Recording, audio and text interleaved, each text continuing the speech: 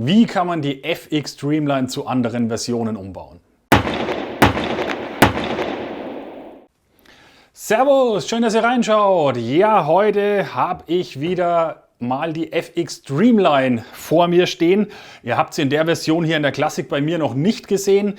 Die Classic-Version gibt es ja zum einen hier mit diesem Synthetik-Schaft, dann gibt es mit einem Walnussholz-Schaft und mit einem Schichtholzschaft im Grau-Schwarzen. Das habt ihr ja bestimmt in meinem FX Dreamline Review gesehen. Da habe ich das ja schon mal so ein bisschen vorgestellt.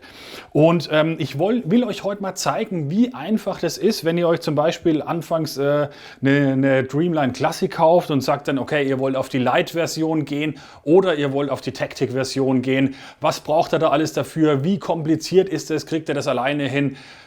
Ihr seht, wenn ich das selber mache, schafft ihr es auch auf jeden Fall, weil es ist echt super easy. Aber ich finde, es wird Zeit, dass wir uns das einfach mal angucken und dass ich euch das einfach mal zeige. Ja, was habe ich alles da? Ich habe ein paar Sachen vorbereitet, die jetzt nicht dazugehören. Zum einen hier ein Zweibein, das ich später dann, ja, ich sag mal ein bisschen handlicher umbauen kann. Aber ein Zielfernrohr habe ich mal dahergelegt. Ich habe den 3 mm, 4 mm, 5 mm in den Sechskantschlüssel. Das sind die einzigen Werkzeuge, die wir zum Umbauen brauchen, um auf diese drei Versionen halt eben zu kommen. Und dann habe ich ein paar Teile hier liegen, die sind jetzt aus mehreren verschiedenen Kits zusammen gesammelt, sag ich mal. Und ja, aber ihr werdet dann sehen, welche Teile ihr für welche Version braucht. Und dann entweder, wenn der nicht selbst klarkommt auf der Herstellerseite oder auf GoGun zum Beispiel, dann sagt mir Bescheid und dann helfe ich euch da und dann findet man die richtigen Teile raus, die ihr braucht, um euer Traumgewehr von FX zusammenzubauen. Genug gelabert, los geht's. Also, ich habe die FX Dreamline Classic. Also erstmal, Systeme sind alle leer, es ist kein Magazin drin. Das heißt, wenn ich hier ein bisschen rumschwenke, keine Angst kriegen, alles ist gut. Okay. Ich entschäfte jetzt erstmal die Dreamline Classic. Das funktioniert mit dem 4 mm in den Sechskant. Da haben wir hier unten zwei Schrauben dran. Das war die eine.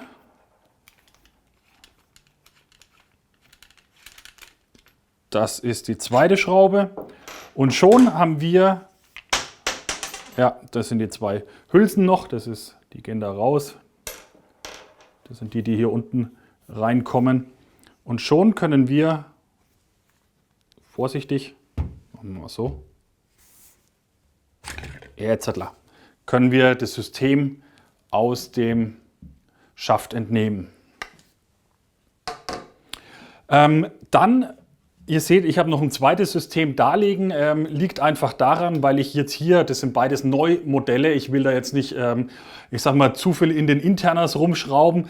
Das heißt, ich werde jetzt gleich auf das andere System springen. Das Einzige, was wir zuvor noch machen müssen, um auf dieses System zu kommen, ich lege das schon mal her und ich lege das auch mal so rum, dass ihr gleich auch seht, was ich damit meine, ist diese kleine Schraube hier herauslösen, weil diese hält den Sicherungshebel von der Classic-Version. Ihr seht, die Classic-Version hat einen anderen Sicherungshebel als die Dreamline Light oder die Dreamline Tactical. Ist aber eine Schraube zu lösen und dann habt ihr, wenn ihr umbaut, habt ihr diesen Sicherungshebel dabei, schiebt da rein, macht die Schraube fest. Und das zweite, was sich unterscheidet zwischen den Versionen, was ich jetzt auch nicht ändern will, ist einfach hier diese Schraube. Die fehlt hier bei der Light und bei der Tactical. Ich zeige euch dann, was hier bei den anderen Versionen dafür reinkommt. Das heißt, wir hätten jetzt gerade mal diese zwei Schrauben gelöst und hätten die beiden Sachen rausgebaut, hätten einfach hier diese neue Sicherung reingebaut und haben jetzt das System vor uns. Okay, dann gehen wir her. Wir bauen uns zuerst mal die Light zusammen.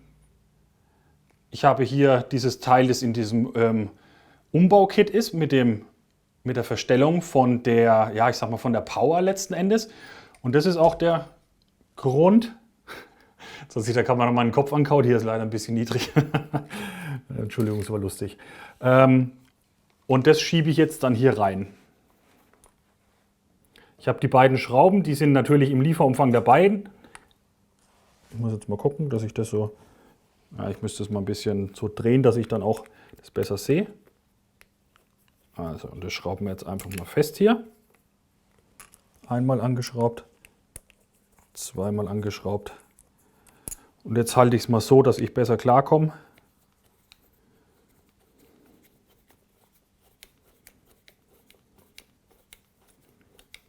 So. Und durch diese Feder, die ihr da dran gesehen habt, an den Teil, das ich da reingeschraubt habe, hat man jetzt bei der, ja, ich sag mal, bei der Leistungsverstellung die Möglichkeit, halt einfach noch fein zu justieren. Ganz wichtig ist, alle, die sich die 7,5 Joule Version kaufen, ihr kommt damit nicht über die 7,5 Joule, sondern es ist, die Leistung ist begrenzt natürlich auf die 7,5 Joule, aber ihr könnt sie theoretisch noch schwächer stellen. Habe ich es jetzt schon komplett reingeschraubt? Ich glaube schon. Jo, passt. So, genau, hier habt ihr halt eben diese Verstellschraube, aber das kennt ihr ja schon aus dem Review. Dann gehen wir her und nehmen uns den Light-Hinterschaft. Ja, dann bauen wir erstmal den dran. Der wird einfach mittels dieser Schraube hier oben festgedreht.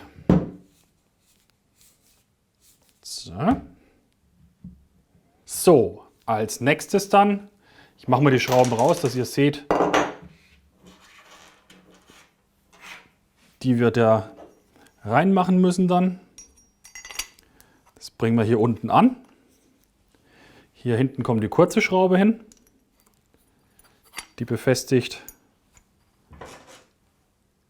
den Abzugsbügel und die Picatinny-Schiene hier am Schaft. Das war die erste Schraube. So, und dann nehmen wir die anderen beiden Schrauben. Ihr seht hier unten diese beiden großen Löcher. Upsa. Bleibst du da? Jetzt hat. Und schrauben die dann noch fest. Mit dem 4 mm Innensechskant. Ich lege das mal ab. Ich versuche das immer irgendwie so zu basteln, dass ihr dann auch was seht davon. Ist vielleicht besser, wenn ich es so hinlege. Genau, dann geht es noch ein bisschen einfacher. Einmal, zweimal, die andere haben wir festgemacht.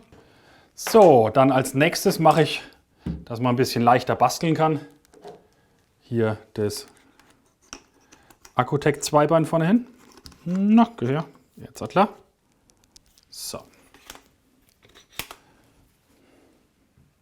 Dann räume ich das mal weg.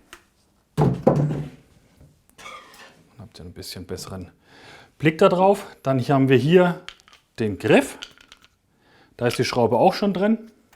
Das ist dann eine mit dem 5 mm für den 5 mm Innensechskant.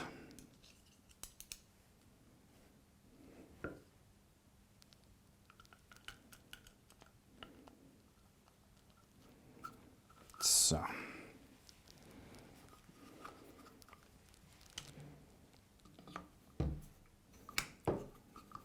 Die kommt dann hier unten rein.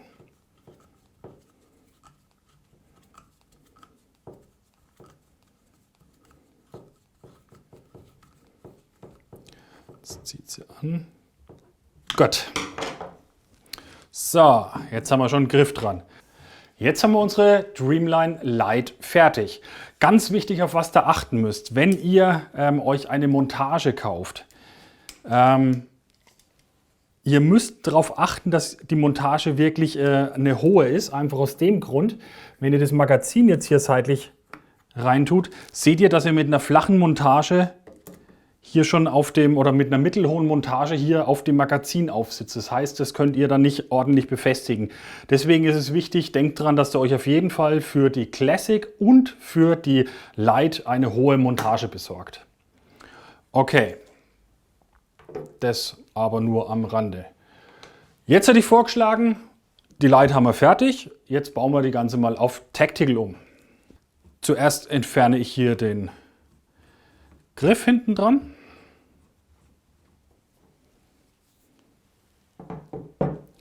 Dann im Lieferumfang bei dem Tactical Kit dabei sind diese beiden Teile.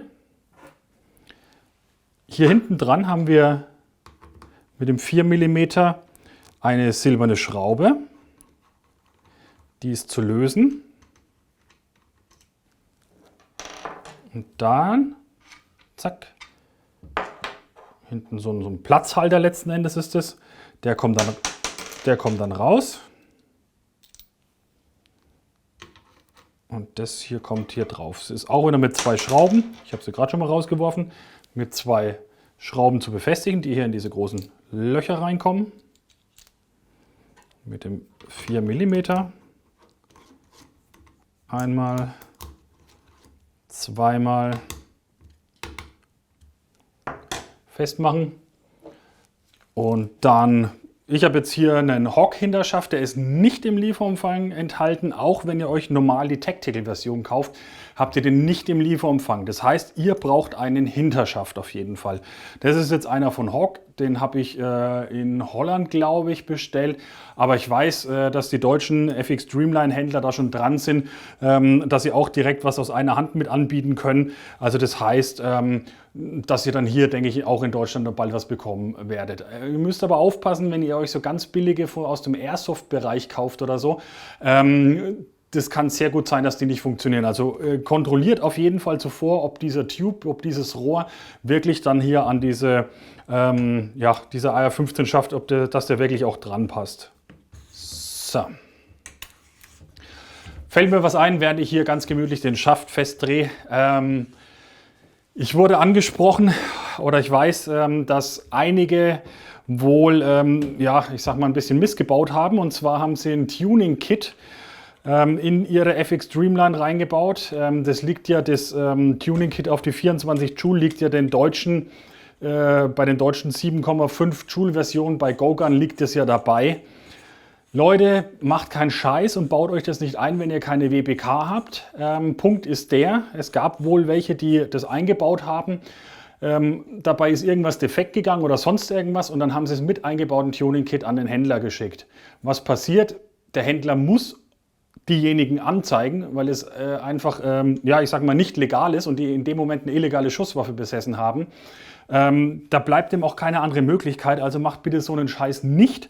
Das Tuning-Kit ist einfach dabei, dass wenn ihr sagt, kauft euch die als 7,5 Joule Version, macht eine WBK, lasst euch das F rausstanzen und dann könnt ihr das Gewehr auch auf stark umbauen oder wenn ihr dann ins Ausland geht irgendwie, ich hatte jetzt erst wieder heute mit jemandem gesprochen, der aus Kroatien kommt, der jetzt hier als 7,5 Joule Version schießt, dann zurück nach Kroatien geht, da ist alles frei. Und dann baut er sich das Kit ein und alle sind glücklich. Wenn ihr es in Deutschland mit Kit betreibt, müsst ihr euch von dem Büchsenmacher das F rausmachen lassen. Macht keinen Scheiß und vor allem schickt es da nicht in der Gegend rum, weil sonst geht das Ganze wirklich nicht gut aus. Okay, das wollte ich nur noch kurz loswerden. So, dann befestigen wir noch die Zielfernrohraufnahme, die Picatinny-Schiene oben. So, und dann könnt ihr hergehen. Ich muss ein bisschen losdrehen, das habe ich vorhin festgemacht. So. Und fertig ist eure FX Dreamline Tactical. Ja, sonderlich kompliziert ist es nicht, ihr habt es gesehen. Ich bin ja der beste Handwerker, mir ist immer die eine oder andere Schraube immer zwischendurch runtergefallen, aber selbst ich habe damit keine Probleme, dann packt ihr das auf jeden Fall auch. Wie gesagt, wenn ihr selbst nicht wisst, welches das richtige Kit für euch ist, dass ihr die Version umbauen wollt, wie ihr sie haben wollt, schreibt mich einfach an, schreibt es mir in die Kommentare oder einfach servus@ergandi.de eine E-Mail schicken und dann kriegt man das auf jeden Fall alles hin. Von meiner Seite aus soll es das schon gewesen sein. Ich bedanke mich ganz herzlich fürs Zuschauen. Schaut auf ergandi.de vorbei, abonniert euch die Seite. Ich habe für 2021 wirklich ein paar Hammerpreise schon fürs Gewinnspiel organisiert. Es ist total geil, wie mich da die Hersteller unterstützen und ich gebe das 1:1 an euch weiter, dass ihr da richtig dick absahnen könnt. Das Video kommt Ende November. Wartet mal das Weihnachtsgewinnspiel ab. Das hat es dieses Jahr auch wieder in sich. Also abonniert euch die Seite, dann verpennt das nicht. Ich bedanke mich ganz herzlich bei euch. Bis zum nächsten Mal. Ciao, Servus, sagt der Gandhi.